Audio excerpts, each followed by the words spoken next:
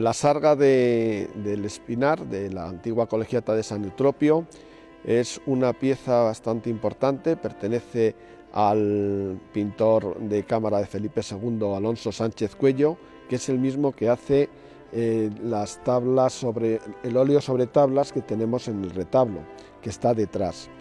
En la Edad Media, o mejor dicho, desde la Edad Media, en todo Castilla había la costumbre de cubrir los retablos, las imágenes principalmente de los retablos, con este tipo de cortinas, en este caso también sarga, para que las imágenes no estuvieran durante la Cuaresma.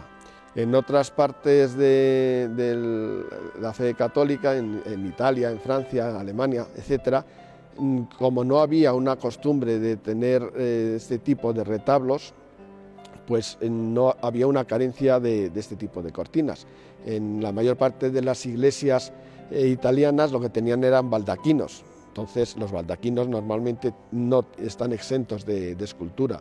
En Francia no tienen tampoco la costumbre de tener retablos, y si la hubo en su momento, a través de la herejía de los hugonotes en el 16 y después de la Revolución Francesa, dichos retablos desaparecieron, con lo cual las cortinas tampoco pudieron llegar a nuestros días. Con lo cual esto realmente es una costumbre que se da solamente en Castilla.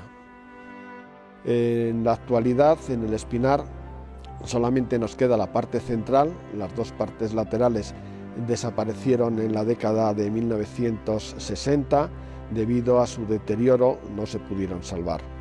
Esta cortina es quizás una de las más largas que hay, todas de una pieza, y está hecha a la técnica del aguazo.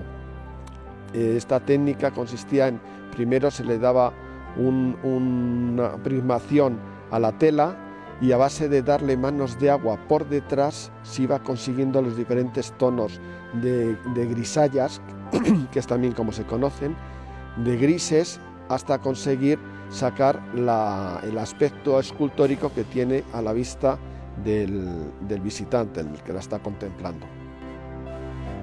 En la actualidad, como les decía, en vez de estar toda la Cuaresma, que era lo normal antiguamente, pues se baja solamente la semana de Pasión y la semana de Semana Santa. Después, en el verano, para que no coja humedades y se ore la tela y demás, tenga una buena conservación, se suele bajar otros 10-15 días en la segunda quincena de agosto. En la disposición que tiene temática es un poco anacrónica, porque en vez de ir siguiendo un orden, pues tiene abajo lo que es el enterramiento de Cristo, en el centro tiene una de las caídas y arriba tiene el Calvario. Ya en la parte superior está el Padre Eterno, con la fe y la esperanza. Y bueno, pues la sarga que tenemos, que ha ido a visitar a las edades del hombre, y creemos que es una de las más grandes que hay en la diócesis de Segovia.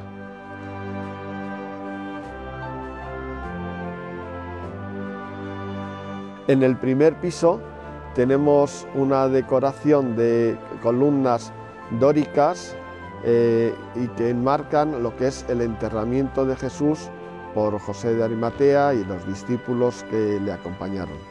En el segundo piso está enmarcado en unas columnas jónicas y es una de las caídas de Cristo camino del Calvario. Mientras que en el tercer piso tenemos el Calvario enmarcado en las columnas corintias, de forma de que se cumplen los tres cánones del clasicismo. Y remata arriba con un tímpano en el que el Padre Eterno acoge el acto de entrega de Cristo en la pasión y en la cruz.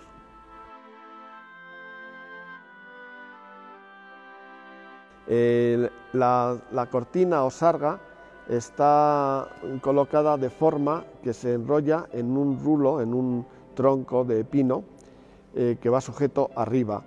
De esta forma hay una polea que está por encima de lo que es la techumbre, lo que es la nave del ábside, y entonces con esta polea, cuando se baja o se sube, se le va girando la manivela para conseguir que llegue a la altura adecuada.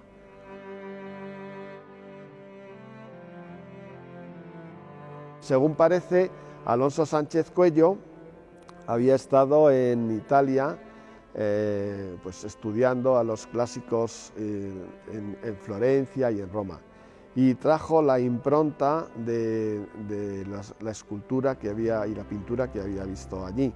De hecho, la parte superior recuerda a la tumba de Medici en el panteón familiar que tienen en Florencia.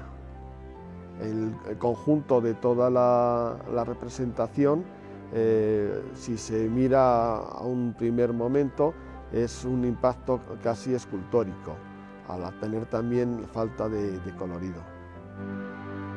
Dentro de las cortinas que hay en la diócesis de Segovia, esta hemos dicho que puede ser una de las más grandes y es en tonos de grisalla. Me consta de que en el monasterio del Parral hay una colección de sargas también, pero parece ser que estas están coloreadas. Y después hay una sarga muy importante que pertenecía al retablo mayor de la Catedral de Ávila, que es de Berruguete y que se conserva en el Museo del Prado. Esta también fue restaurada por el Instituto de Conservación del Museo del Prado en la década de los 70.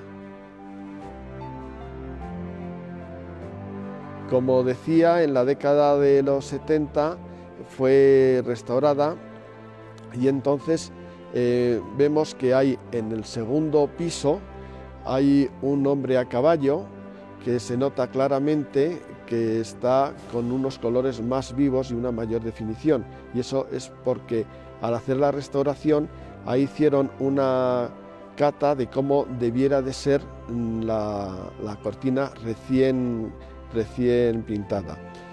Por otra parte, nos encontramos que en el primer piso es el que está más deteriorado porque es el que ha sufrido más las inclemencias del paso de los años, la acumulación de polvo y de suciedad. La costumbre de cubrir las imágenes en los retablos de las iglesias que había en Castilla se podían cubrir con este tipo de cortina o con otro tipo de cortina que no estuvieran ni siquiera decorada o pintada. Lo fundamental era tapar las imágenes. Entonces nosotros tenemos la suerte de tener esta, pero en otros sitios, cuando no tenían presupuesto a lo mejor para tener una obra de arte de este calibre, pues lo que ponían eran simplemente cortinajes que cubrían las imágenes.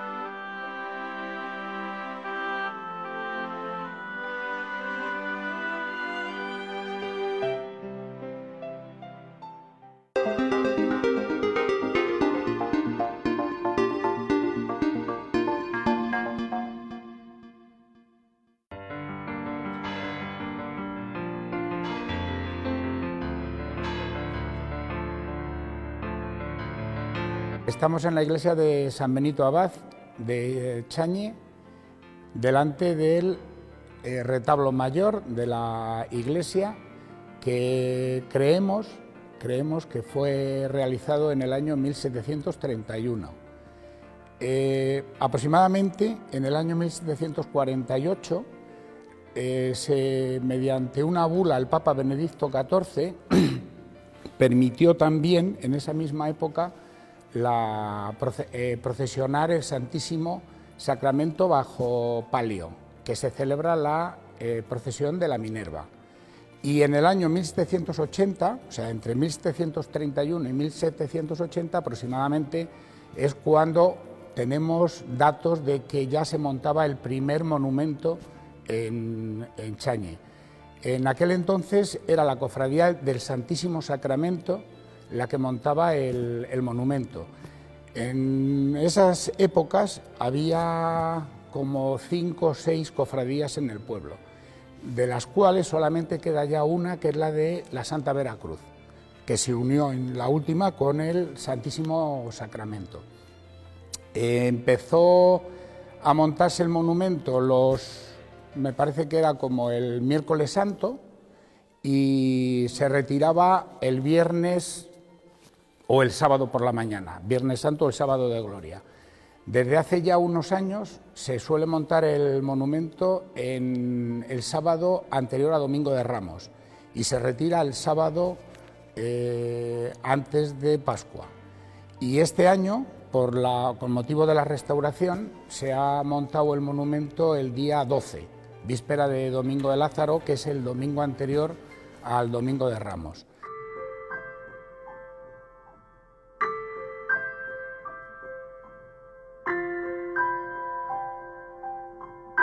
El retablo o el monumento consta de 3 piezas, una delantera, que es la que se ve en la fachada principal o en el retablo general, una intermedia y una trasera. El número de pliegos o de lienzos que consta el monumento es de 30. El paño central, donde todos los lienzos, que como hemos comentado hay aproximadamente unos 30, están montados con bastidores. O sea, tenemos el lienzo y unido de uno a otro funciona mediante un bastidor, y esos bastidores llevan a la vez unas bisagras para poder abrir y cerrar.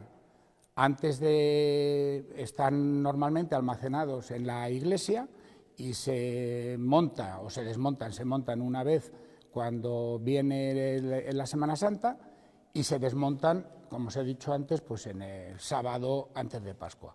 Y todos esos lienzos están montados sobre esos bastidores y plegados con las bisagras. Estos son los lienzos y los bastidores que van recogiendo todos los lienzos y unidos pues con las correspondientes bisagras para poder abrir y cerrar, y luego todo esto plegadito es lo que se conserva y se guarda aquí en la iglesia, que es donde está. El paño principal, en la parte de arriba se verá la cruz, que está guardada con 2 angelitos, y debajo está el paño de la Verónica, con el que presuntamente, según se dice, tapó, cubrió, enjugó la cara de Cristo en su pasión al Calvario, ¿no?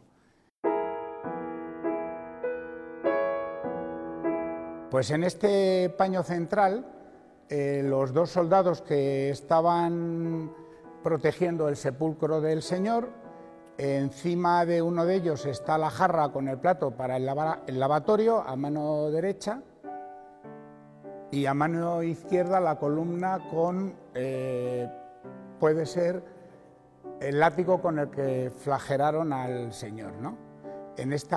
Luego ahí arriba está, como veis, la linterna, hay una linternita ahí arriba, y a mano izquierda la espada con la que San Pedro cortó la oreja al soldado Malco. La escalera es otra parte importante del monumento, que se restauró hace ya unos años, hace 8 o 9 años, también con distintos motivos en los escalones. Antiguamente las 2 barandillas estaban cubiertas o tenían velas para alumbrar el altar y demás. Lo que ocurre es que eso, cuando lo restauraron, nos dijeron que debiera de quitarse porque producía la cera que caía, estropeaba la madera. Desde entonces se restauró como está ahora y se ponen solamente las velas arriba en el expositor que tenemos ahí arriba.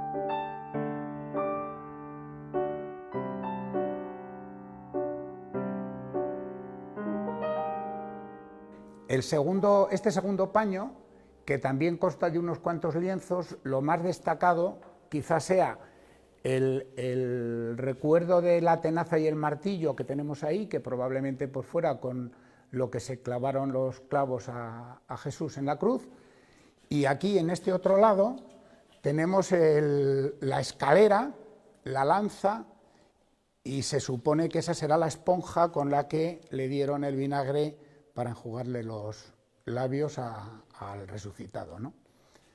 Luego ya pasaríamos al tercer paño y último, que es el que está ahí al fondo, donde se ve el ojo de Dios restaurado, y ya sería la tercera parte del monumento de Chañi.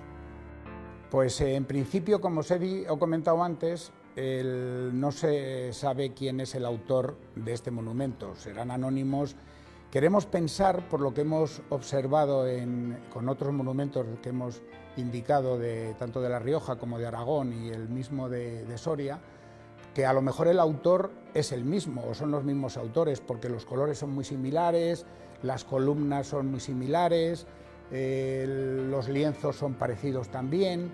Entonces, a lo mejor en aquellos años, queremos pensar que del siglo XVIII, 1700 y pico, pues eran todos aproximadamente de esa época, y a lo mejor habría algún taller en algún sitio, no sabemos exactamente dónde, que serían los encargados de realizar estos monumentos, normalmente encargados por las distintas cofradías de los sitios donde se encargaban, como aquí en Chañi, que quien parece ser que fue la cofradía del Santísimo Sacramento, la que, si no, yo creo que fue la que lo encargó, y la primera que empezó a montarlo, y data del año 1780 exactamente, que nos conste, de montar el monumento con el miércoles santo, exactamente. Para finalizar, obviamente, al estar cubriendo todo el altar mayor, la Eucaristía del Jueves Santo se celebra fuera. Aquí abajo hay un altarcito puesto por don Jaime, el párroco de Chañi, y es donde se celebra la misa del Jueves Santo, con el lavatorio de los niños, por aquí en estos bancos, la cofradía de la Santa Veracruz, que se ponen aquí también, la corporación municipal, y se termina ya con la procesión de la carrera, que llamamos aquí, después de misa a las 9 de la noche. Simplemente decir también que el monumento de Chañi es el único que hay en la provincia de Segovia. Nos consta que en Castilla y León hay otro en la provincia de Soria, pero no sabemos exactamente dónde. Me parece que hay también otro en La Rioja, y en Aragón hay un par de ellos, uno en Teruel y otro en Huesca. Estos monumentos, pues mantenerlos, conservarlos, probablemente hubiera muchos más, ¿no? Porque desde el siglo XVIII para acá, pues habrá habido unos cuantos. Pero claro, el mantenimiento de los mismos pues, es complicado, difícil, es caro también, y luego su restauración, como nosotros sabemos por lo que nos ha costado, pues no es barato, ¿no? Pero bueno, yo creo que está bien el que se sigan manteniendo estas costumbres y tradiciones, y sobre todo estas piezas que verdaderamente pues, son fundamentales para recordar un poco en esta época que nos toca vivir, pues, la pasión de Cristo, ¿no?